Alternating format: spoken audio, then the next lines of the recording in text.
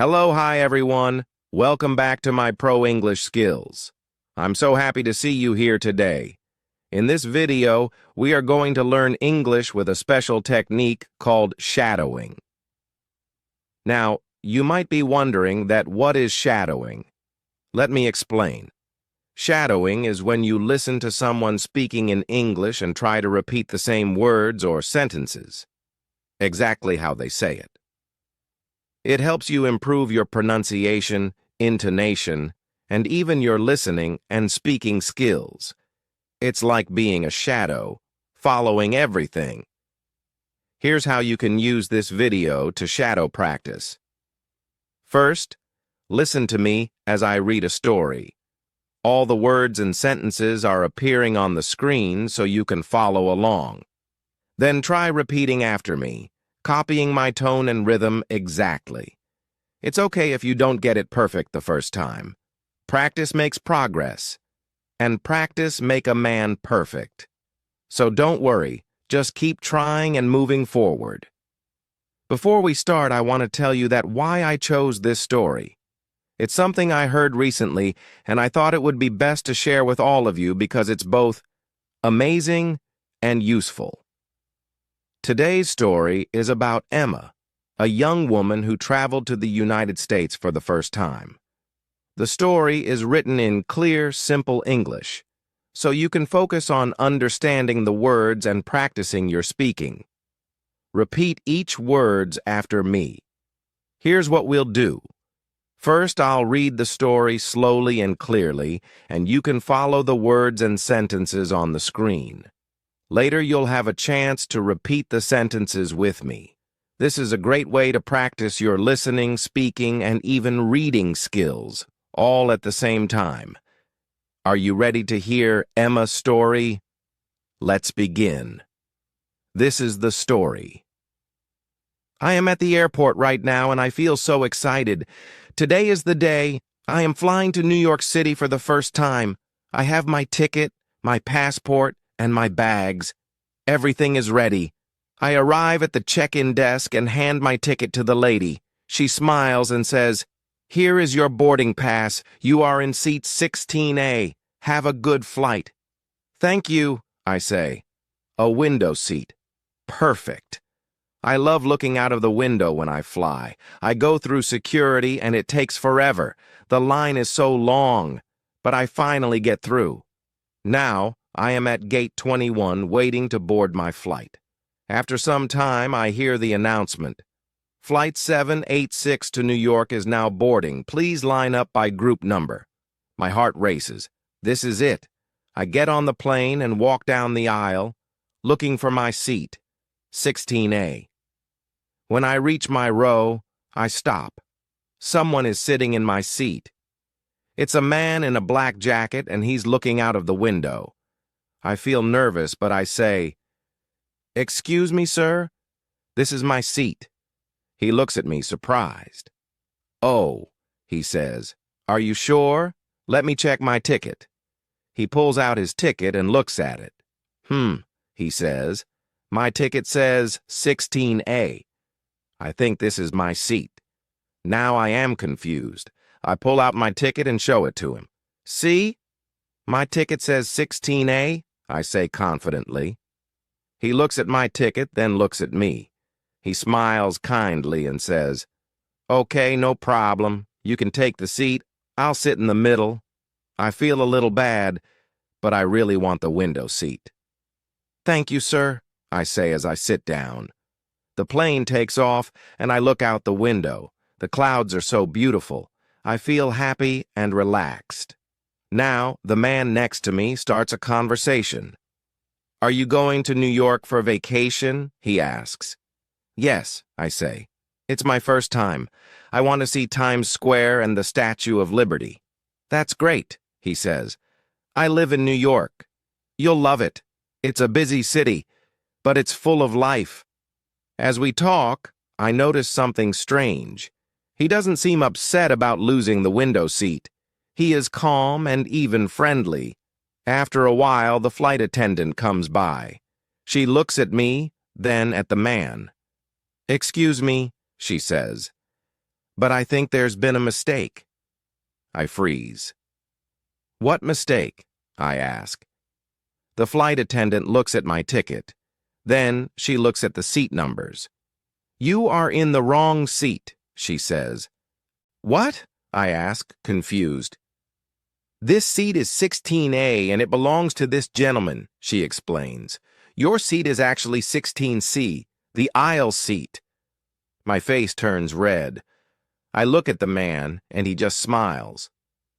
It's okay, he says. I don't mind the middle seat.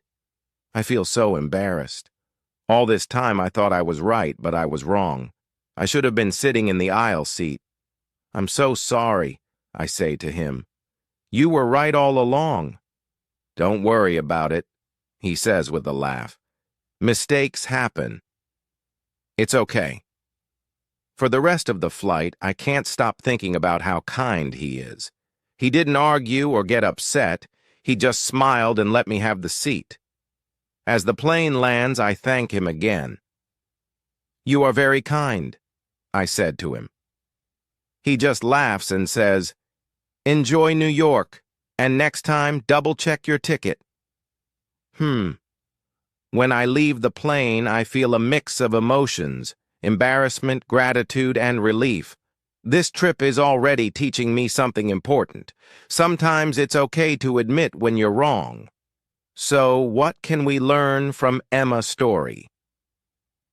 First, always double-check your ticket.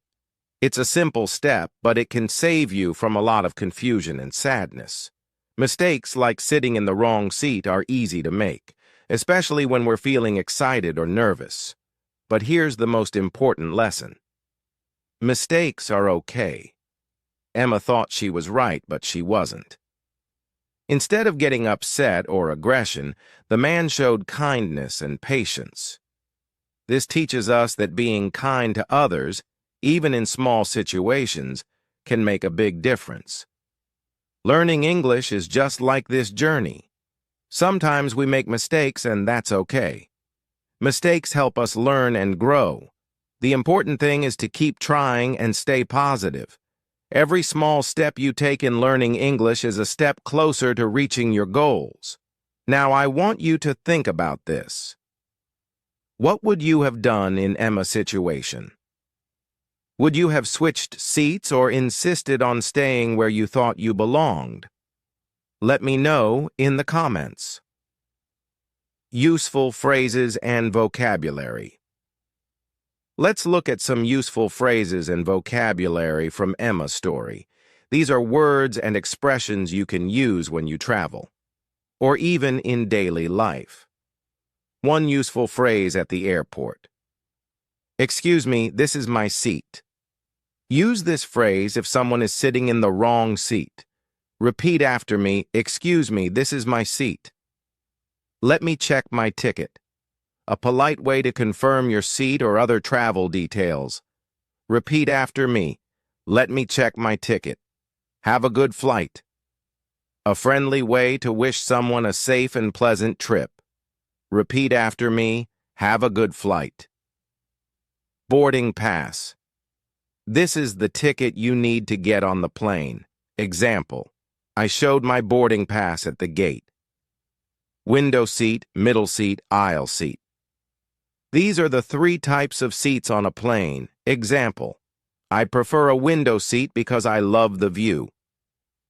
Security check, the process where airport staff check your bags and ID. Example, the security check took a long time today. Gate, the area where you wait to board your flight. Example, my flight is boarding at gate 21. Polite conversations. Don't worry about it. A kind way to say that everything is okay. Example, I said sorry for the mistake, and he replied, don't worry about it. Mistakes happen. A comforting phrase to remind someone that it's normal to make errors.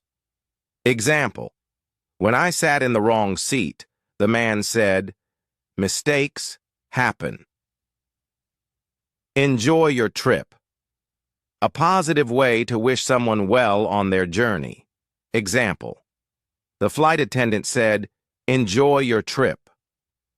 Now, let's practice some of these phrases together. Ready? Repeat after me. Excuse me, this is my seat. Let me check my ticket.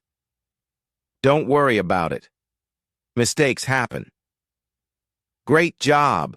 Remember, these phrases are very useful when you travel. Try using them the next time you fly, or even in other situations where you need to speak politely. Thank you so much for practicing with me today.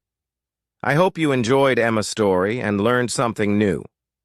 Remember, you can watch this video as many times as you want to practice your shadowing. Repeating the story will help you improve your pronunciation, rhythm, and confidence in English.